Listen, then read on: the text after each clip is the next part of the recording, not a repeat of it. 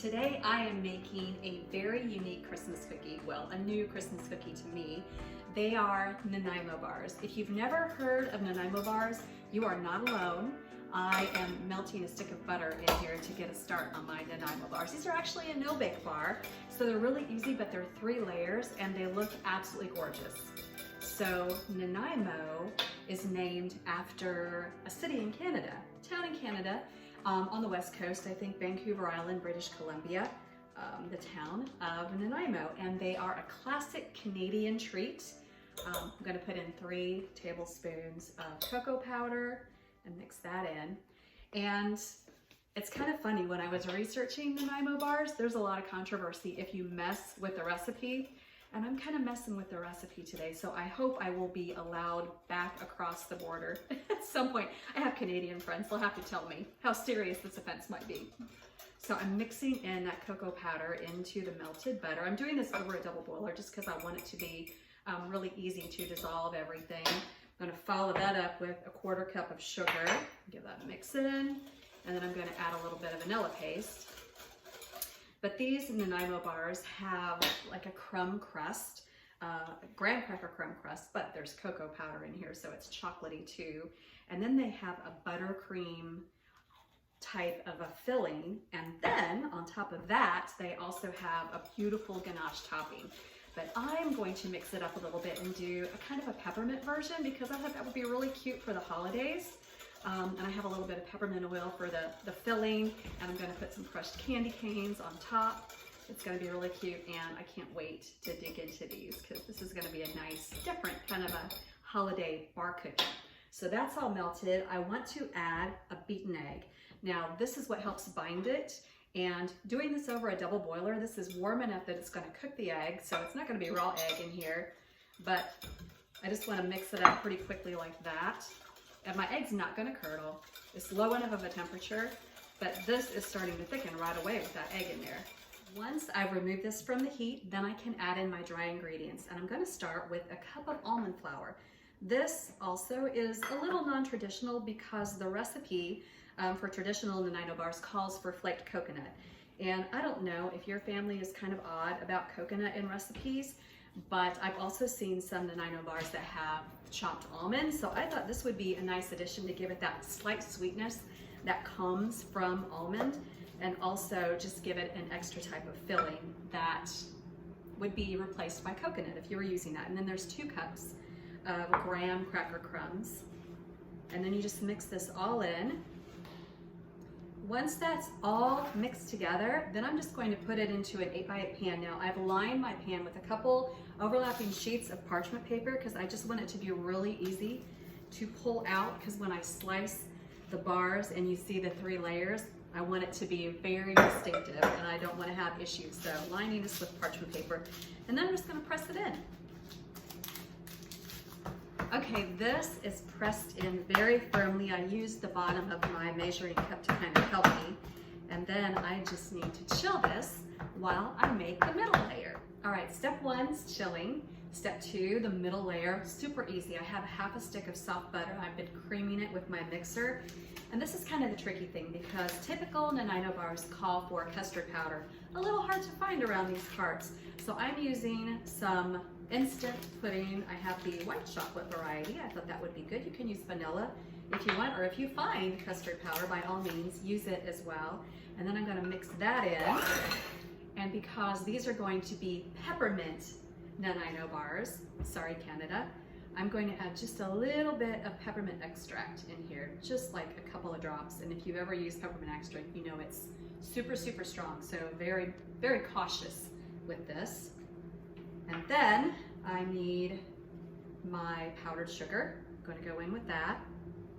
And before I go another step, I'm using coconut milk in this. You can use cream if you want to, or whole milk, but I'm using 3 tablespoons of full fat coconut milk. You definitely want a full fat milk, not a skim milk.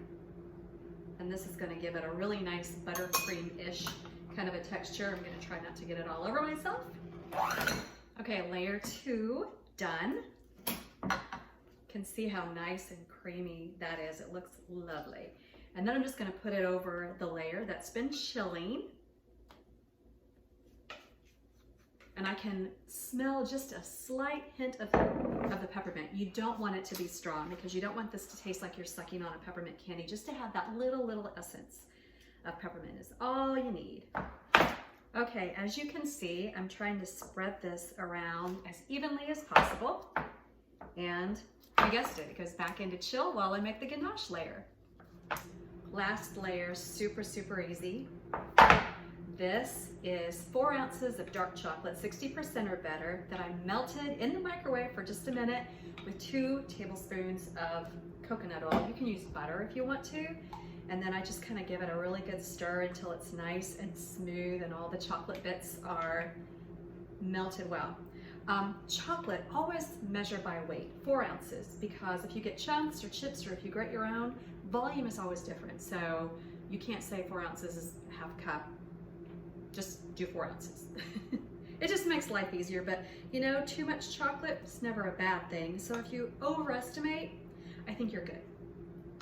So I'm just gonna pour this over. And since my bars are chilled, I wanna kind of spread this around pretty quickly so that it covers it before it starts to set. I'm gonna do this method, and then I have an offset spatula to help, but I wanna get this as evenly distributed as possible. Oh, that did a really good job.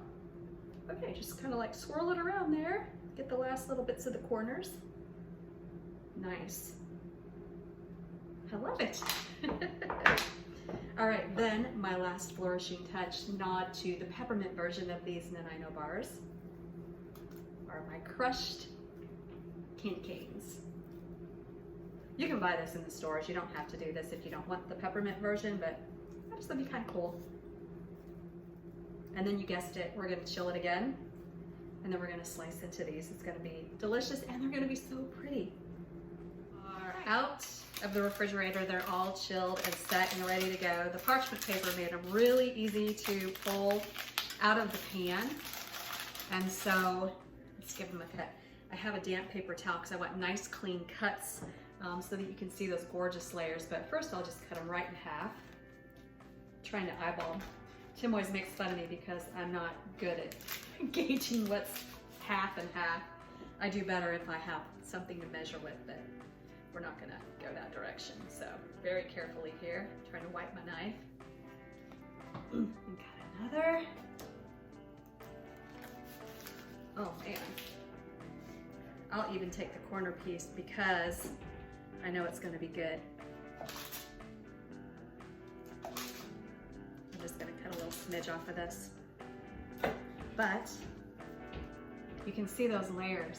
It's just beautiful. So pretty. And give it a little taste. Wow.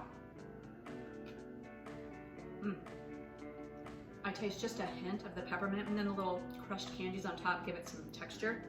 I love the almonds in the crust. That is really good. Old Canada. These Nanaimo bars, peppermint Nanaimo bars, are just amazing. All right, so these are Nanaimo bars. They're named after a town in British Columbia, Canada, and they're 3 layers, which is like chocolate graham and almond, and then a kind of a buttercream filling, and then a ganache chocolate topping. So that piece has your name all over it. I just brushed my teeth, but... He just brushed his teeth. Well, this is kind of pepperminty, so maybe it'll just complement your freshly brushed teeth. He was heading out to work and I wanted to snag him for a taste test. Mine's good. Are they good? Yeah. What's the middle? The crust on the bottom? The crust is graham cracker and cocoa, butter, and almond meal. Nice, huh? I think this might be my new favorite Christmas cookie bar. Is the top like dark chocolate?